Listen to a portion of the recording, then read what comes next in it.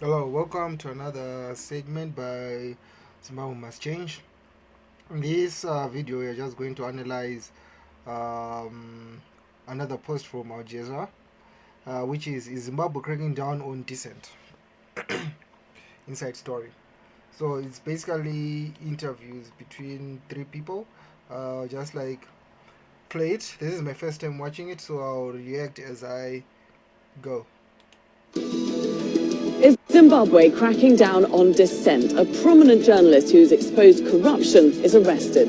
The government says he's inciting violence. It follows a number of abductions of critics in recent months. What does it tell us about Zimbabwe?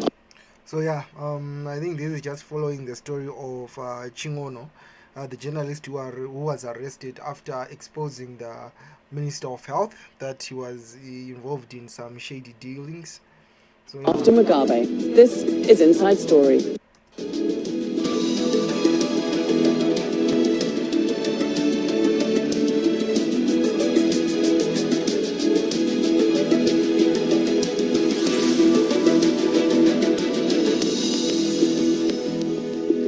Hello there and welcome to the program. I'm Laura Kyle.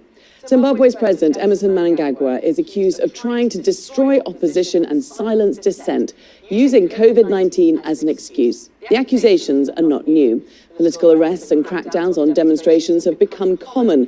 But the recent arrest of investigative journalist Hopewell Chinono has dragged Zimbabwe back into the international spotlight. Chinono is accused of inciting public violence. He denies that and says journalism is being criminalized. He's published articles alleging corruption in multi-million-dollar deals to combat coronavirus that have been awarded to powerful individuals close to the government. Our correspondent Haru Matassa is in Harare following the case. State prosecutors opposed bail. They said that if Hopewell Chingona, the freelance journalist, was allowed to go home, he could use the opportunity to go back on his social media pages and encourage people to demonstrate in next week's planned anti-government demonstrations. They also fear that he could also use the opportunity to leave the country. I think the fear that they actually do have is like the second one, that he might actually flee the country, which is not a bad idea for like considering his situation, but apparently there is no crime that he has committed. Like, even if he was inciting strikes, it's a given right to demonstrate, it's a given right to strike peacefully. So what the government is doing here, I don't understand at all. When Hopewell Chingona was leaving the magistrate court in the capital, Harare, he said he feels he's being persecuted for only doing his job. Until they said I should come back on the 7th of August for the fact of reporting what the organizers of the 31st July protest had said. So basically journalism has been criminalized. So he's saying that he, in his tweets or in his messages, he was just reporting what the organizers had said. He himself was not encouraging the people to do so. I'm okay, I'm fine. The struggle against corruption should continue. People should not stop, they should carry on with it. Critics of the government say officials are using this as an opportunity, as an excuse to suppress media freedom and to stop people from gathering. They're saying they're using COVID-19 pandemic as an excuse, and human rights organizations are concerned. We encourage the government to engage with civil society and other stakeholders to find sustainable solutions to grievances, while ensuring that people's rights and freedoms are protected in accordance with Zimbabwe's human rights obligations. These include the responsibility of the state to guarantee economic, social and cultural rights. The government of Zimbabwe denies the allegations. It says it's only doing this to protect people. It's discouraging people from gathering next week if the planned protests go ahead. And they say they feel the people organizing this protest are doing it to undermine. Because like what I have also noticed, like if you force people, like even if you mean good to them, it won't be good. Won't be good. Because if you force your student, or like if you force your child to go to university and do a degree that you want him to do but not what she wants, what she actually wants to do, it's not going to be good. It's just going to be like abuse. So if the people like really like the majority of them feel like no, today we have to protest, what we can actually do is to help them protest peacefully, encourage social distancing while protesting, like putting measures that COVID-19 does not spread. Undermine the authority of the state. Because all this is, you see, like this government is just saying you're undermining our authority. They feel like they have the power and we are obliged to obey them. We are obliged to obey them. That's a bad way of thinking them. They are thinking like they are on top and we have to listen. That's the problem. It should be the vice versa. The authority of the people should overrule the authority of the government.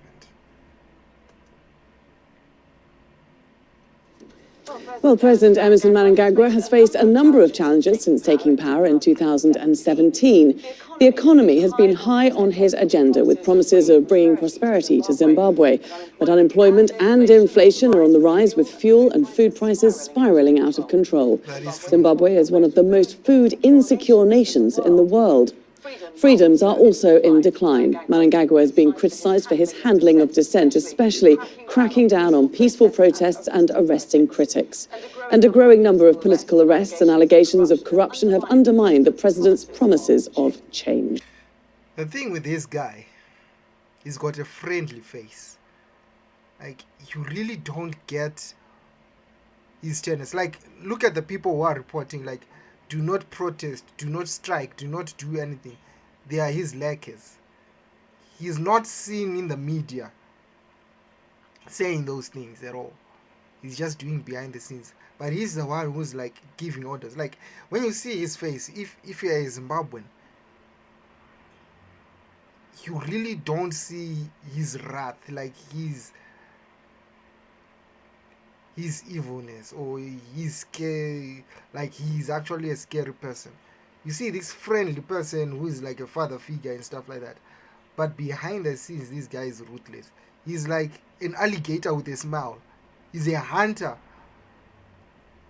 who draws you closer, but he's vicious inside. He's a predator, but he lures you with promises which he does not deliver.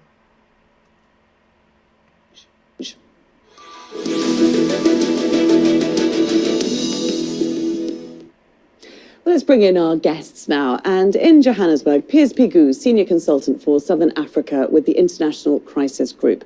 And in Harare, Obert Gutu, former MDC National Spokesperson and Deputy Minister of Justice and Legal Affairs. Thank you both for joining us. We've also invited Bright Matonga, member of ZANU-PF party, and hoping that he will join our discussion shortly. We'll just get underway. So Bright is also late, eh? Yeah, typical Africans, eh? Not typical Africans, but like, if a person feels that is way too important, he will make sure that you notice that he's late. For the moment. Or maybe he just doesn't have electricity. Now, though, Obert Gutu, why has Hopewell Chinono been detained and denied bail? Oh.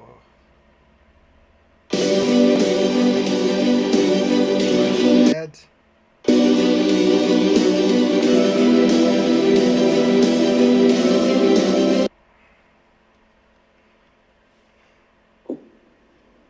From what I gather from at least the proceedings coming out of the Harare Majlis Court, where him, together with another political activist or politician, Mr.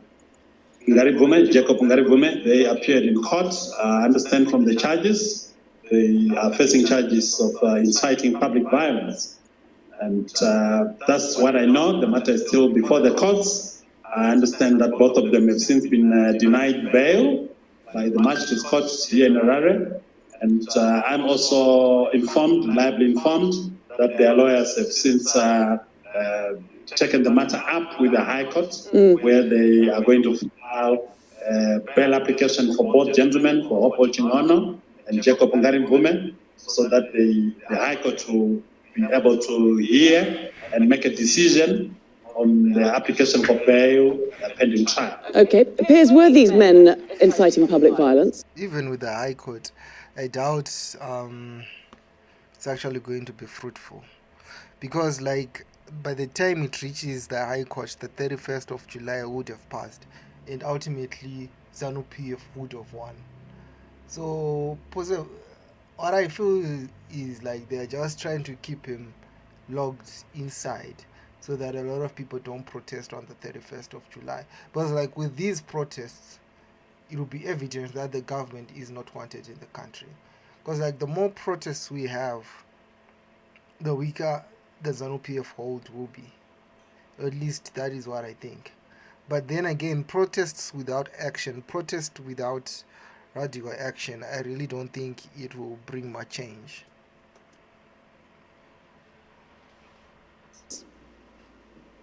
Well, I mean, on the basis of the evidence that was put in front of the magistrates' court yesterday, no, they were not.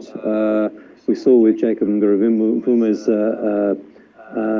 lawyer come out and show us 3 tweets that had been used by the investigating officer to convince the magistrate that he was inciting violence. It's really difficult to understand how one can translate those tweets into that. Same with Hopewell Chinono. I follow his social media feed very closely, and really I've not seen anything in there which relates to an incitement of violence. So what we saw was predicted. Many of us were putting out in social media 2 days before, after their arrest, saying they'd be refused bail. There's a playbook that we've seen time and time again in Zimbabwe where the courts are used to contain and frustrate critical voices, and that's exactly what's going on right now.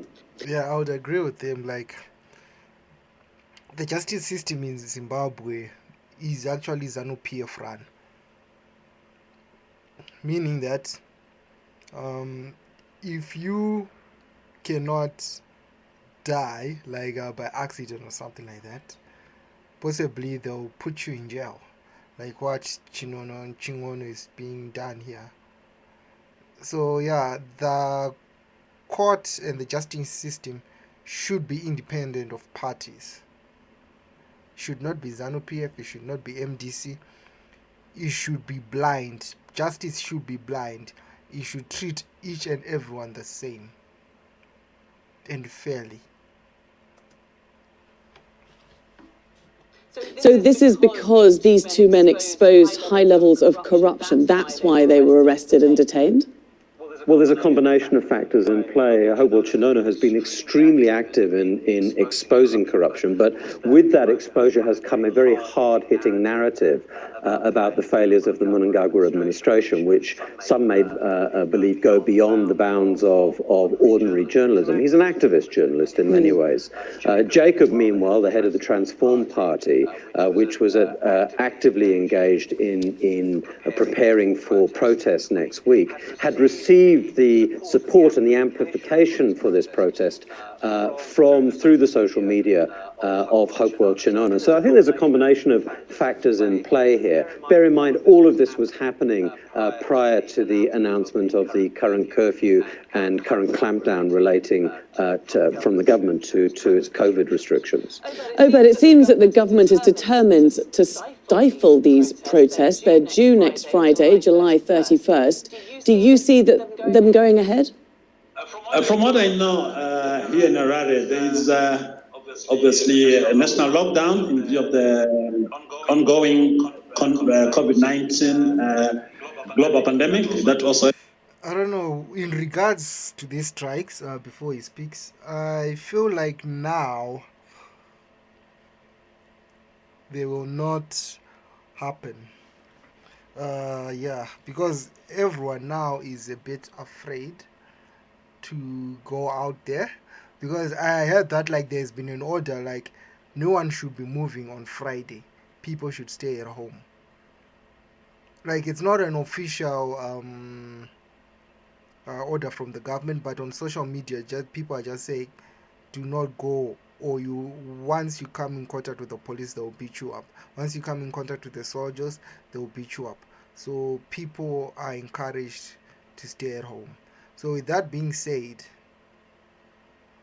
there are also people who are very frustrated with the government, and they very much want the government to know that they are not happy.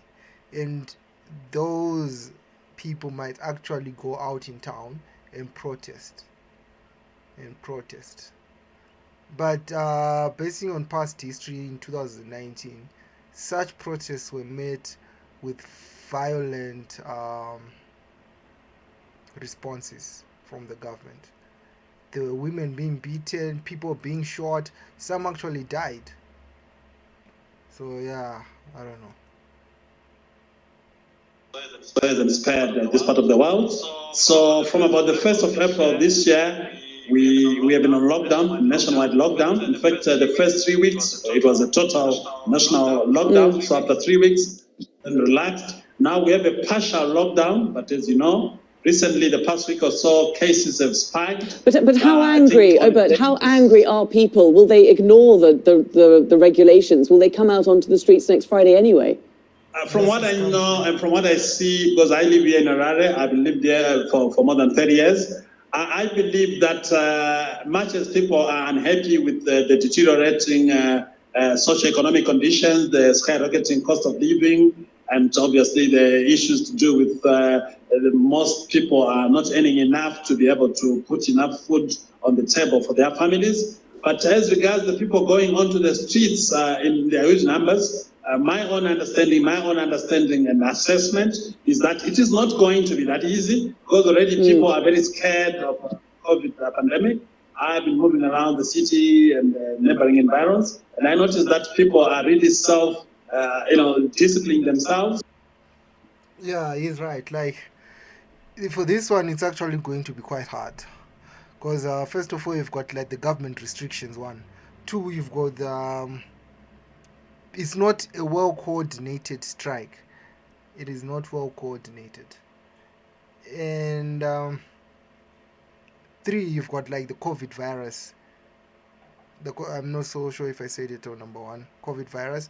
And you also have got like the government, which is like saying do not go into town, like these social media tweets.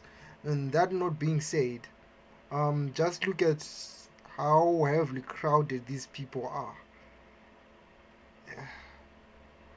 Yeah, the COVID is about to spread in that the places where you see huge numbers of people gathering are like the food markets where people go to buy their vegetables. How much is the movement for democratic change supporting the idea of protests?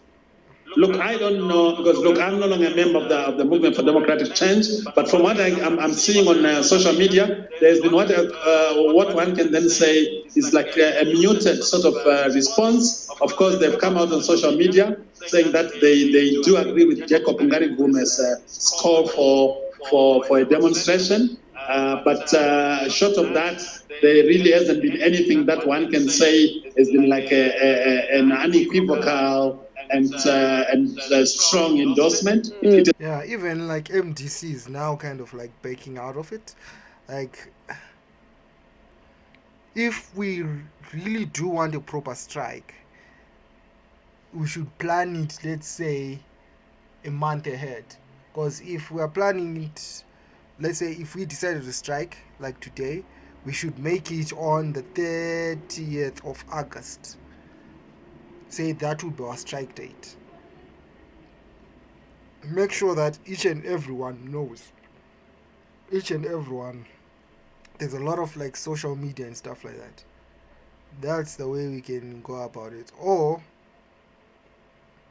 you can just order instead of like striking, like a violent, like not violent strikes, but like demonstrations. We'll actually have a proper strike where everyone stays at home, just like does not go to work, and then just clear out and see what the government does.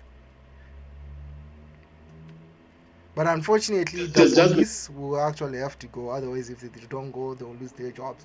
So yeah, it's quite hard. It only works if everyone is in it. So if the police and the soldiers also strike, then we are good. Social media endorsements to say we stand with what Opochimona is saying together with Jacob Ngarivume. But as regards the buy-in from the main opposition political party or parties, I don't seem to see it. And this is why I'm saying that from... Funny thing is, like, look at all these people. They do not have masks on. And then Zimbabwe claims to have a smaller infection, like a number of people infected, as compared to Zambia or Botswana, where all the people, it's mandatory to wear masks when you go outside. I really don't believe it. From my own perspective, I don't see a situation where come the 31st of July, there are going to be thousands of people swarming the streets of Bulawayo and other major cities. I don't see that happening. But Sure. Okay. I'm just going to jump in there, Obert, because I'm pleased to say that we can bring Bright Matonga now into the discussion. Thanks very much for being with us, Bright. You're a ZANU-PF member, former Deputy Information Minister under the late President Robert Mugabe. We just began this discussion talking about Hopewell Chinono, why he's been detained and why he's been denied bail, and whether the incitement of public violence charge is a real one or not, because evidence in court by the police's lead investigating officer admitted that there was nothing in Chinono's tweets that suggested such things. So why was the ruling against him? I'll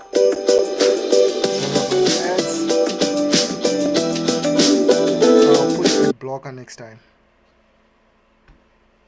We think life is about moments, and Auto Trader has a car for every moment. So even though the world feels upside down,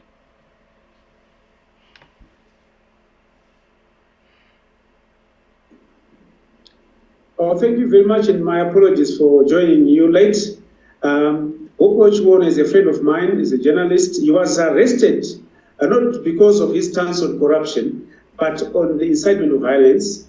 He's been talking about violence a number of years. And so a lot of journalists in Zimbabwe, they've been reporting about corruption. No one was arrested. But apparently, Hopewell Chinono is his friend. And I'm actually trying to think, like, if I had a friend like him who would go on a TV interview and condemn me that yes, I actually do deserve to be in prison. Yeah, I think I would need to change my friend status. Then the question is, what's so special about Hopewell's stance on corruption to warrant such an arrest? He doesn't even represent a media stumble. So really, his tweets on Facebook or Twitter have been found to be inciting violence and telling people to go on in the streets so that they remove a democratically elected government. So I think that's where he crossed the line. As journalists, we must be responsible in terms of the reports that we make so that people don't get caught up. Zimbabwe is a very fragile country at the moment because of the coronavirus, because of the economic situation. Yes, we've been talking about that at length, but I want to just pick up on a couple of points that you made. Yeah, which is hard, eh? Because he's actually condemning Hopewell Chinono. Piers, Chinono, first of all, crossed a line, your response to that, but also this idea that there are a lot of journalists in Zimbabwe who are free and open to report on corruption and they needn't fear arrest. What's your response to that? Well, let me deal with the first question. I think Bright Matonga unfortunately betrays a lack of understanding of what freedom of speech is and betrays a lack of understanding of what's really, or should I say, an open and honest reflection of what's really going on here. This is about shutting down voices. Hopewell Chinono has a very large following on social media. This has been closed down by the state. What we're likely to see now is eventually a bail application being given, and he will have restrictions on his social media interaction. There will be no prosecution. There rarely is in these matters. None of these kinds of allegations have really been proven in the past. With respect to other journalists, yeah, there is also harassment. Another one was arrested this morning, I saw on social media. But there is a selective engagement around these issues. And whilst there is some space in the media, and there is no doubt about that, one can see a pattern of behaviour from the state and some of its agents in terms of who they are targeting in these matters. So, I think we need to have some honesty about this, and we can see the way the courts are manipulated at this level, particularly at the magistrates level, and that this has been going on for a very, very long time. Okay. and he's not lying. Like, the courts are basically ZANU-PF run. If you've got a matter against ZANU-PF and you take it to court, be assured that ZANU-PF 90% of the time they're going to win. Like, I believe that is how they are controlling the nation as well. Okay. But would you agree with that? Would you say that there's a pattern of behaviour playing out here? Because we've, of course, had the recent abductions of female opposition activists and MPs at an anti-government protest. They claim that they were tortured and sexually assaulted when they were abducted. Do we know who is responsible for that? Let me speak from my point of view as a practicing lawyer. I've been practicing law in this country since 1986, 1987. So I do not want to then give a definitive analysis of what they... So he's basically just flexing his resume here. The courts should do. These matters are at law, they are sub judice, they are pending before the courts. Both cases you have referred to, the issue of the 3 MDC Alliance lady activists were abducted, and also the current issue of Hopo Chinono and Jacob Ngarimvume. So for us then to say our courts are like partisan or biased, I don't think with respect that would be an accurate analysis, because we have seen cases being taken to court, even politically sensitive cases, very high-profile politically sensitive cases being taken to court, and the courts have really gone out of their way, I think 9 times out of 10, to deal with the matters very objectively, where people are, in terms of the principles of the laws applicable to Zimbabwe, are supposed to be granted bail. People have been granted bail, and eventually a trial where the state doesn't have a good case as to secure action. We've seen people being acquitted. So right now, I think it's too early to condemn the judiciary. The matter is sub judice, it's before the courts, and I do not even want to give a prognosis and say they'll get bail, or if they do get bail, it will be in these kind of conditions, because I think as a lawyer, that would be out of bounds, that would be speaking out of 10, and that would be unprofessional. Right, so right. We have seen a surge in repression in recent months, a number of different people from all areas being arrested. Indeed, ZANU-PF spokesman Nick Mangwana said no profession is above the law. Journalists, lawyers, doctors, politicians, bankers. Oba thinks that the justice system is fair, is it? I think there's overreaction on the issues of Zimbabwe. If we look, for example, the international stage, we saw Julian Assange spending 12 years in the Ecuadorian embassy because they wanted to... So what he's now doing here, I think he's citing the problems on the international scene, is to say Zimbabweans' problems, hey, we are not the only ones who are having these problems. Also look at other countries. Do not just concentrate on us.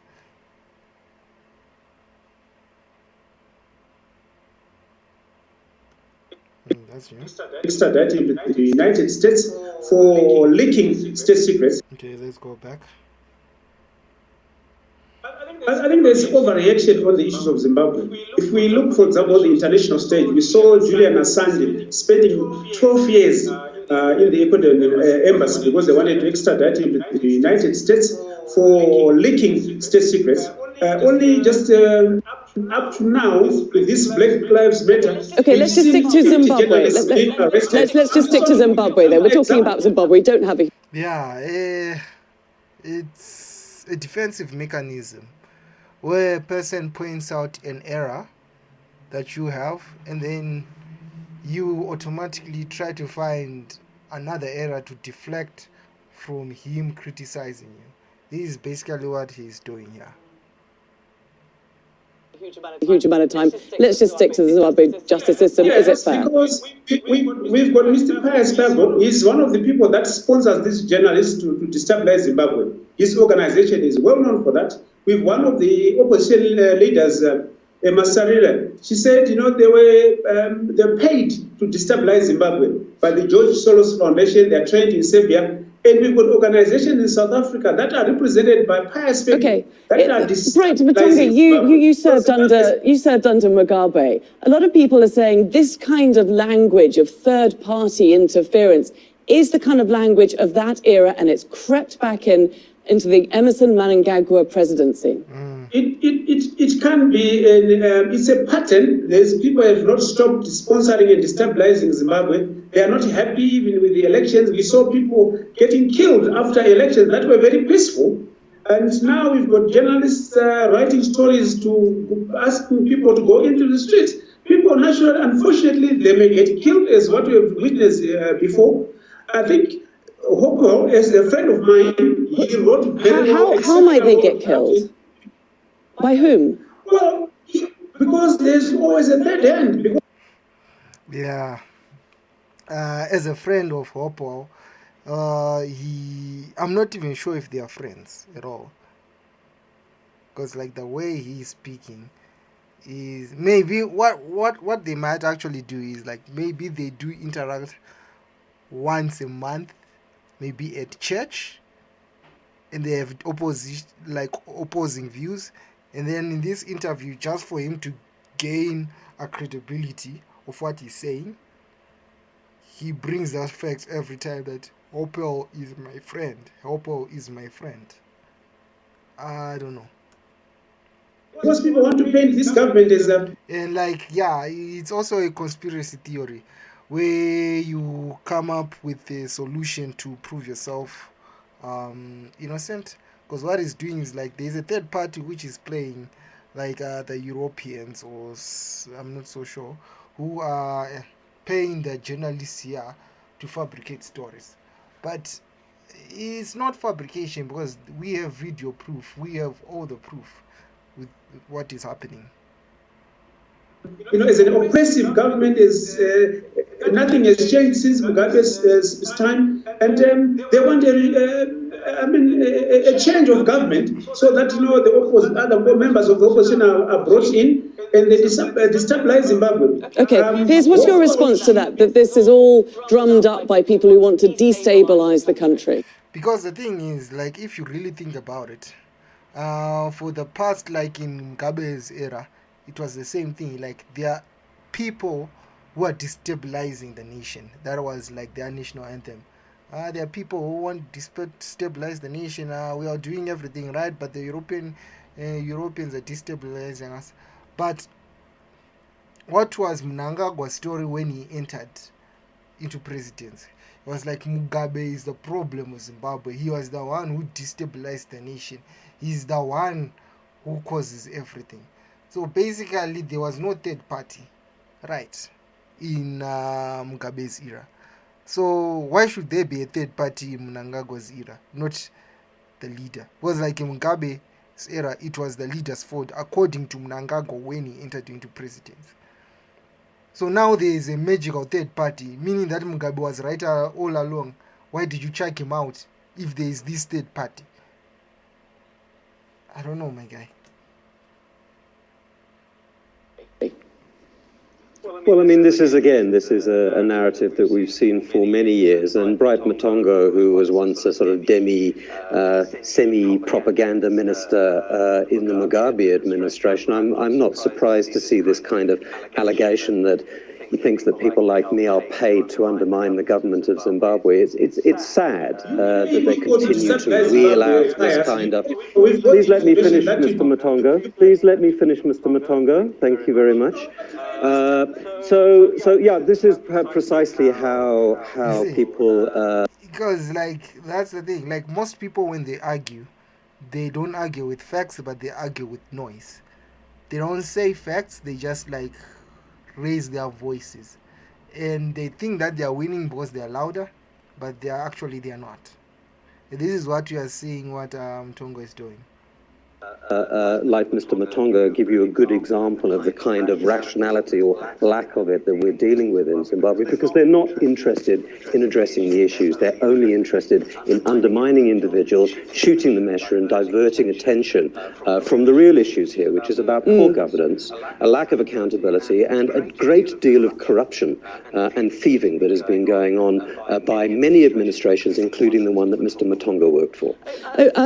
Bright Matongo, that's true, isn't it? point it, when we look at the situation of Zimbabwe, they don't need outside people to destabilize it. It's facing the worst economic crisis in over a decade, and it's one of the 4 most food insecure countries in the world. How did it get here under Mnangagwa when he came to power with such promises? No, there is a lot of there's an appetite to destabilize this country. And Pius is a British citizen, and you wonder what his interest in Zimbabwe is. He's been on the case of Zimbabwe.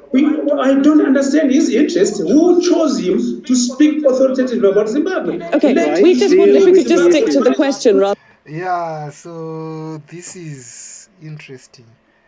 I think he struck a nerve on Mutongo's argument, because now he's getting emotional.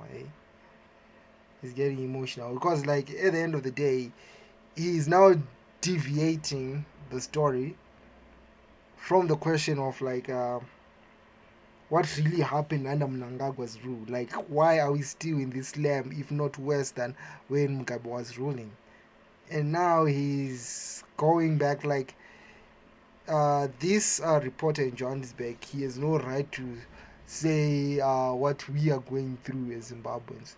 He has no right to kind of like report on what's happening in the nation, because he's a British citizen. What interest does he have in the nation? Like, yeah, he is just, yeah, it's interesting, eh? Other than our choice of a panel of guests, if you could just answer the question as to how Zimbabwe got here. Zimbabwe has been under siege. Zimbabwe is under illegal economic sanctions. Yes, we don't condone issues to do with violence or corruption. And we've seen ministers being arrested. We've seen directors being arrested. So there is a lot happening in terms of addressing the issues of corruption. And fighting corruption is one of the key factors that we should address when we say Zimbabwe is open for business. We need to make the laws friendly. We need to make sure that investors' investments are secured, return on investments, they get their money. So fighting corruption is part and parcel of that process. And that is happening. People are being arrested every day. So for anyone to say that this government is incompetent, is doing nothing, I think it's just very wrong. Okay. Let's just bring in Obert here and get his opinion on it. The problems of Zimbabwe, are they caused by the government or are they caused by outside interference? The way I look at it, it's really a multifaceted kind of issue. It's a cocktail of factors, both internally and externally driven. As Bright has been saying, look, we should not forget that for the past 2 decades or more, Zimbabwe has been under some form of sanctions. Yeah, I think this guy is right. Like, not siding with MDC, well, he's ex-MDC. But yeah, it's a number of factors which are actually contributing to the downfall of Zimbabwe. But I would say it's 85% internal and 15% external. I was like, just looking at the external part, like, which is the 15%. The sanctions which were imposed to Zimbabwe, they really affect the people in power. They really affect, like, the Mnangagwas or the Chiwengas, because they already have their money. They have mansions in Dubai. Every day they are in helicopters, planes. But the people who are affected the most are the people who actually work in the country, the working class, the people who actually work for companies. So if Zimbabwe is sanctioned, my local maize producing company is not able to export maize to Europe because Zimbabwe is sanctioned. But Mnangagwa is still able to invest in Europe because, like, Zimbabwe is still generating taxes and he's just, like, benefiting from there. So sanctions, I know they are aimed to kind of like reform the country, but they do more damage than good if you impose them on countries. Rather impose them on individuals than countries. That's what I think. One form of sanctions or another. And this economy actually has been literally battered from about 2001, 2002, with the coming in of Zimbabwe and capital flight and all that. You can actually trace this to the onset of the land reform program on the turn of the century, on the turn of the new millennium. The economy has never really recovered. The economy has been going south since about the year 2000, and obviously we cannot underplay the role of corruption. But I believe that of late, at least the government, the new dispensation has been, at least compared to the Mugabe administration, there's been a marked difference, because under Robert Mugabe, I do not remember a single cabinet minister was fired for corruption or who was arrested for corruption. We're just running out a little bit of time, so I'm just going to move the discussion forward. Piers, how difficult is it for Mnangagwa to root out corruption, given that it does appear to be entrenched in the system? Well, I think it's extremely difficult for him to do this, because in many ways, many of the people in his patronage base are compromised by these kinds of issues. So whilst Mugabe had a particular way of managing these issues, Mnangagwa has certainly tried to push, but the push has been somewhat selective, and we can see that there are large areas that haven't been subject to inquiry, are not subject to accountability and transparency. I would agree with Obagutu, there has been a qualitative shift from the Mugabe era, but I think if one looks at exactly what has done, there is a lot left that requires attention. So, I think one of the huge problems that we're seeing, and it's indicative in this conversation, is that there isn't really an honest and open platform to engaging in these issues, whether it's around manipulation of subject matter like sanctions, as we've heard on this conversation, particularly from Mr. Matonga, but also, I think, misrepresentations from Mr. Gutu on these issues as well. But you see, this is the problem. We don't have an honest conversation, and we're seeing this time and time again, and soundbite pontification really is not helping any of us. Okay. True. Like, there's no, like what I was saying, like, there's no platform where people actually had. Because, like, at the end of the day, you only got, like, the top officials who seem, who portray the picture that they understand the local people. And then when they engage with the international community, they'll be like, the people say this, the people say this. And then the international community does agree with them, brings in like funds or cooperates with what they want to. But then again, these top officials of Zimbabwe then don't deliver. They don't deliver on their promises. And the local people are left with nothing. And the local people don't have a platform to say their needs. The only way they can say their needs are to the people representing them, but the people representing them, they steal from them, like what has been given by the international community. That's what I see. Like, we honestly do not have a big enough platform. Like, you might say Mnangagwa is trying. Like, this is the first time where we see ministers being fired. But ministers were being fired not a result of Mnangagwa's efforts, but as a result of like journalists' efforts, like journalists actually exposing the corruption in the government. And it's kind of like a chess game where a move is, you are forced to move a piece, not because you want to, but because you have to. So this is how Mnangagwa is faring his cabinet. It's not because he wants to, or is because like he feels like he has to, because they are breaking the law, but he must move it for him to remain in power. He must fire them for him to remain in power, because they have been exposed. Right, just in the last minute that we have left, I saw that you turned against Mugabe a number of years ago for, quote, representing a system that is seen to be oppressing people. How is the situation any different now? I think, as we stand, I think Zimbabwe needs support, not condemnation. Zimbabwe needs support in terms of financial, technical, and all sorts of support, so that we get out of this. It's not an easy situation. People are dying right now, every day. Hospitals have closed down, really. You go to the hospital, there is nothing. You can't say it's corruption, because we can't import. We don't have the forex, foreign currency to import drugs. Just imagine of hospitals closing all over. Yeah, I don't know. For me, him saying this statement is actually frustrating. It is true what he's saying, but the cause is the party is working for. So if something is donated for, let's say, building of like a hospital, the government will get 30%. Officials will get, like the government officials, like your MDs, like your managing directors, ministers will get another 30%. That means about 60% of the donation is just like office work, and then only 30% goes to building of that hospital if it goes there. Because like while it's going there, like there are going to be shady dealings, and then you only reach about 10% of the whole fund, where you just like do the foundation and then go like the funds are finished. People are donating, but as I said before, money ends up at the top officials. It does not reach the people. Over the country, where you are, if you in Qatar, in London, just imagine hospitals closing down. You go to the hospital, there's nobody, there's no medication, there's no equipment, there's nothing. People Okay, are just Piers, I can dying. just see you wanting to jump in there. 30 seconds left.